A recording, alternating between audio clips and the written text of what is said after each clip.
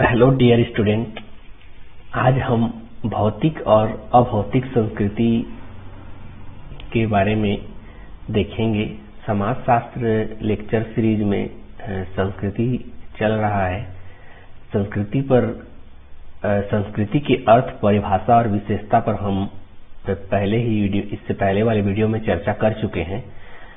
यदि उस वीडियो को आपने नहीं देखा है तो उस वीडियो पर मेरे YouTube चैनल के प्लेलिस्ट में जाकर आप उसे देख सकते हैं। तो चलिए शुरू करते हैं हमारा आज का वीडियो। भौतिक और अभौतिक संस्कृति क्या है? तो अमेरिकन समाजशास्त्री ऑगबर्न ने जो है संस्कृति की भौतिक और अभौतिक दो भागों में बांटा है। संस्कृति को दो भागों में भौतिक और अभौतिक ऑगबर्न ने जो है बांटा है। उन्होंने जो है भौतिक संस्कृति के अंतर्गत किन किन चीजों को रखा मटेरियल कल्चर में। भौतिक संस्कृति के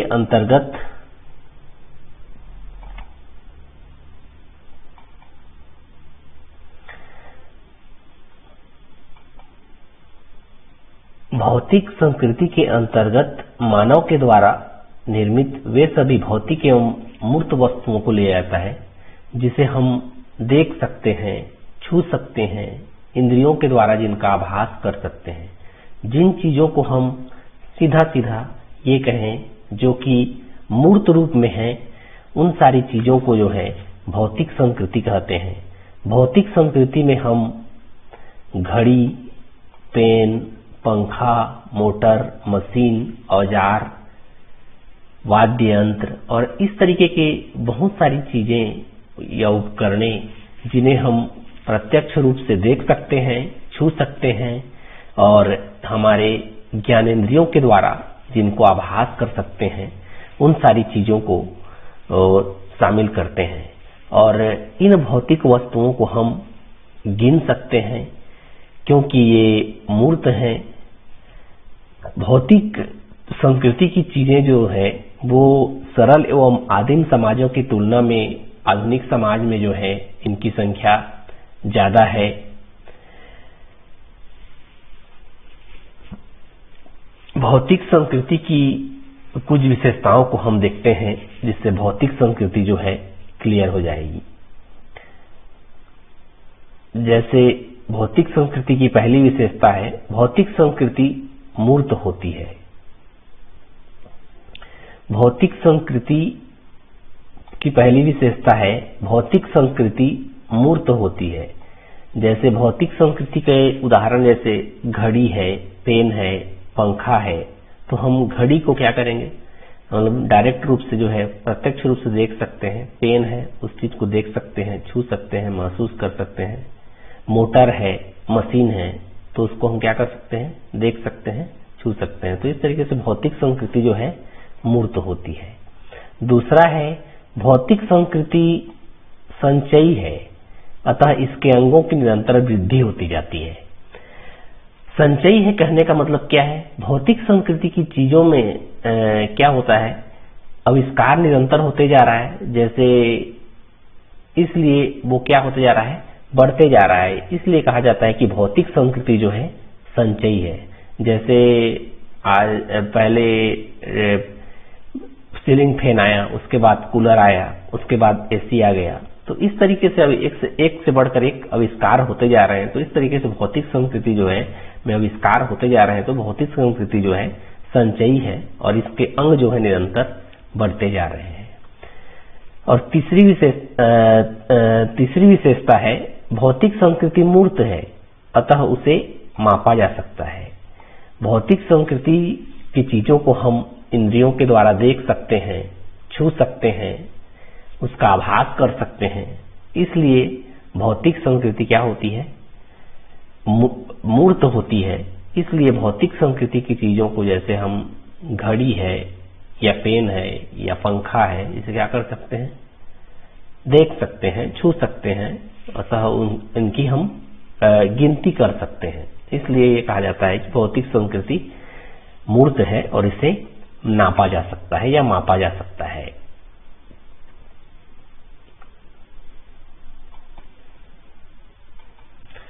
भौतिक संस्कृति की उपयोगिता एवं लाभ का मूल्यांकन किया जा सकता है। भौतिक संस्कृति की उपयोगिता एवं लाभ का मूल्यांकन जो है सरल होता है।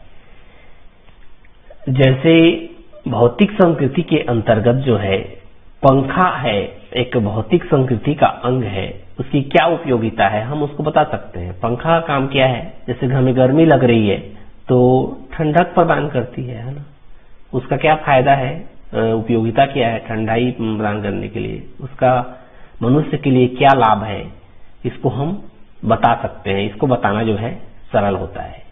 या एसी जैसे है तो एसी का क्या काम है, एसी का भी हम जैसे गर्मी के दिनों में राहत पाने के लिए उपयोग करते हैं, तो इसका क्या उपयोगिता है, इसका मानव के लिए क्या लाभ है, इसको मूल्यांकित करना या उसको बताना जो है सरल होता है। तो भौतिक संस्कृति की उपयोगिता जो है एवं लाभ का मूल्यांकन करना सरल होता है। अगली विशेषता है भौतिक संस्कृति में परिवर्तन जो है शीघ्र होता है। भौतिक संस्कृति में चेंजेस जो है बहुत जल्दी से आता है, क्योंकि भौतिक संस्कृति की चीजों को हम बहुत जल्दी से ग्रहण करते हैं। जैसे पहले पंखा आया, उसके बाद जो है कूलर आ गया, उसके बाद फिर एसी आ गया। इस तरीके से जो है भौतिक संस्कृति में जो परिवर्तन होता है वह बहुत जल्दी से होता है। भौतिक संस्कृति को स्वीकार करने में मनुष्य जो है ज्यादा समय नहीं लेता है। वह अभौतिक संस्कृति को स्वीकार जल्दी से नहीं करता है। अभौतिक संस्कृति को स्वीकार करने में उसे समय लगता है, लेकिन भौतिक संस्कृति में जो भी चेंजेस होते हैं उसे मनुष्य जो है जल्दी स्वीकार कर लेता है। इसलिए जो है भौतिक संस्कृति में जो परिवर्तन होते हैं वह बहुत जल्दी होते हैं।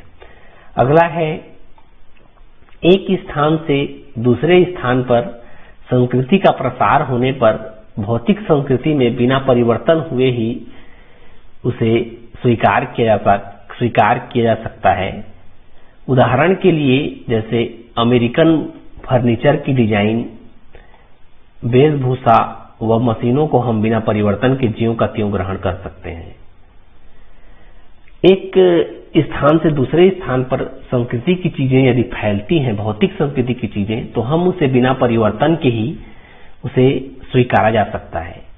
जैसे अमेरिका में कोई फर्नीचर का डिजाइन आया तो हम वहां से उसको क्या करेंगे, यहाँ इंपोर्ट कर लेंगे और उसको जैसे कि तैसे हम स्वीकार कर लेंगे। जैसे कोई ड्रेस, वेस्टर्न ड्रेस की कोई स्टाइल आई, उसको हम क्या करेंगे, वहां हमने देखा उसको तुरंत जो है स्वीकार कर लेंगे, उसमें हम कोई चेंजेस नहीं करेंगे। या कोई बड़ी मशीन है, जैसे वहां से हम देखें कि इसकी इस प्रकार की उपयोगिता है, तो हम उसको बिना परिवर्तन के ज्यों का त्यों ग्रहण कर सकते हैं।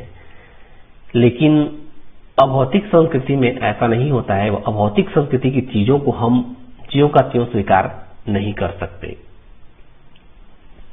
इसलिए भौतिक संस्कृति में जो है चेंजेस जो होता है वह बहुत तीव्र गति से होता है, और अभौतिक संस्कृति में जो चेंजेस होता है वह बहुत धीमी गति से होता है।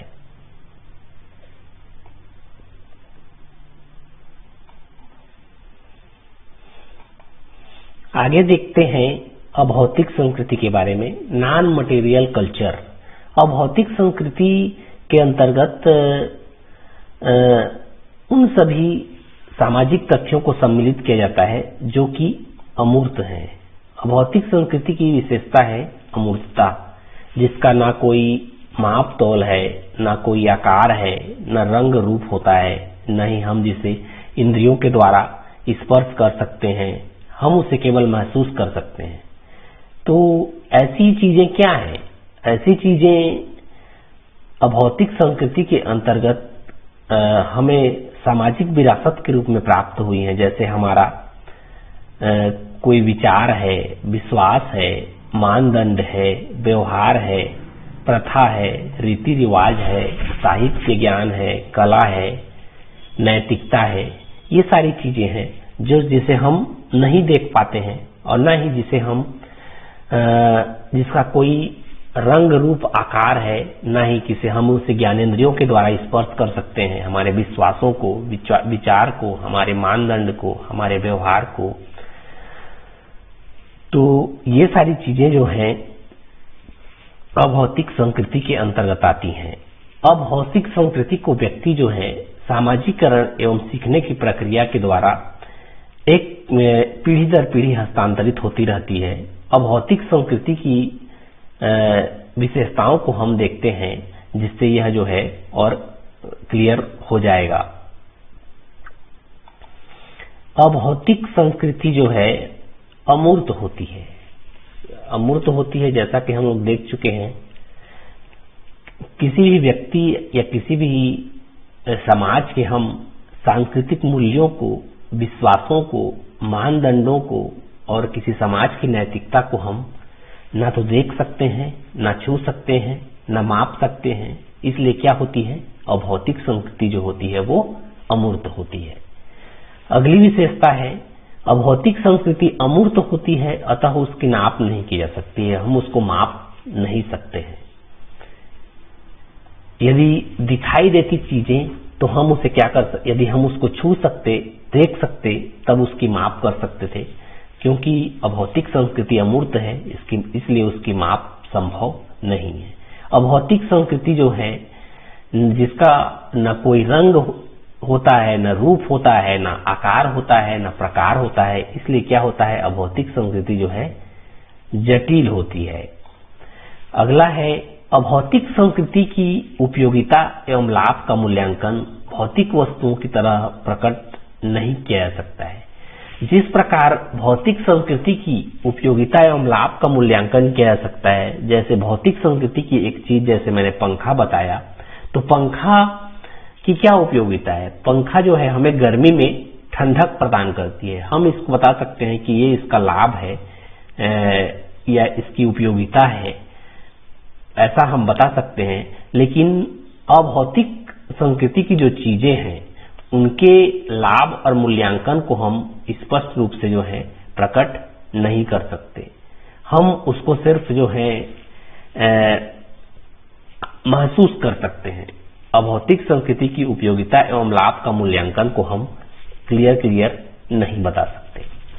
आगे है, अभौतिक संस्कृति में परिवर्तन जो होता है बहुत कम और धीमी गति से होता है।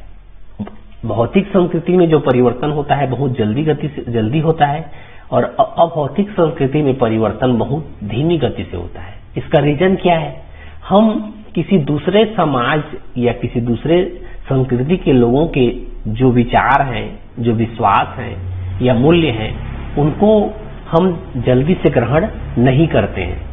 इसलिए हम क्या होते हैं, किसी भी समाज के विश्वास, विचार के प्रति हम यदि हम हमारे पास आते हैं, यदि हम उनके संपर्क में आते हैं, तो हम क्या करते हैं, उनके जो विश्वास, उनकी जो प्रथाएं, उनके जो मान्यताएं और उनके जो मूल्य हैं, उसको शंका की दृष्टि से देखते हैं।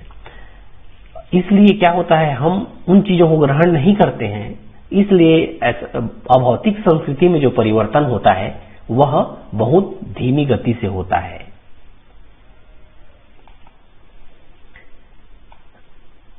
अगली विशेषता है, सांस्कृतिक प्रसार के दौरान अभौतिक संस्कृति के तत्वों को उसी रूप में ग्रहण नहीं किया जा सकता, परंतु उनमें थोड़ा बहुत परिवर्तन आता है। जैसे कि हम लोगों ने देखा कि भौतिक संस्कृति की चीजों को हम ज्यों का त्यों ग्रहण कर लेते हैं।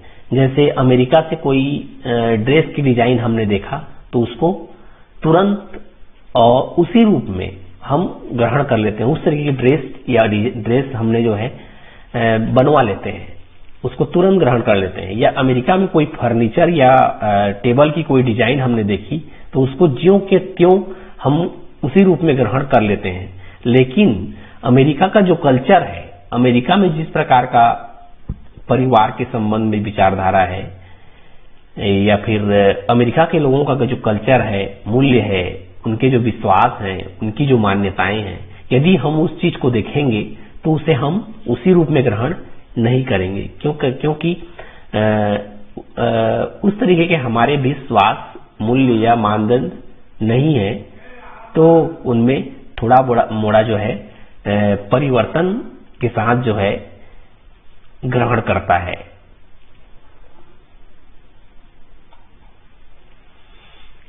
अगली विशेषता है अभौतिक संस्कृति का संबंध मानव के आध्यात्मिक एवं आंतरिक जीवन से होता है।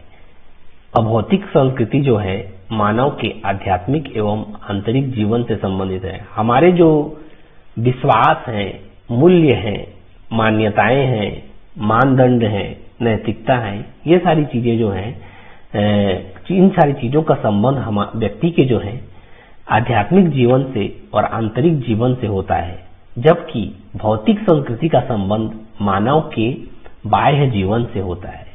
भौतिक संस्कृति के अंतर्गत जो तरह तरह के उपकरण आते हैं, वो सारी चीजें जो है मानव के बाह्य जीवन से संबंधित होती हैं, और अभौतिक संस्कृति के जो चीजें हैं, वो जो अभौतिक संस्कृति का संबंध जो है मानव के आध्यात्मिक एवं आंतरिक जीवन से होता है।